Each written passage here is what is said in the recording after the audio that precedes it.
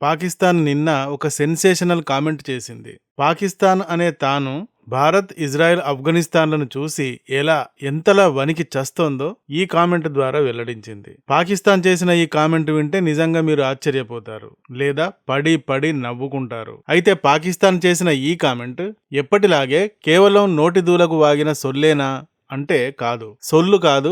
దాని వెనక real fear ఉంది. గత చరిత్రలో దాగిన భయంకర నిజం ఉంది. మరి ఈ వీడియోలో ఇందుకు సంబంధించిన విస్తుపోయే నిజాలను చూద్దాం.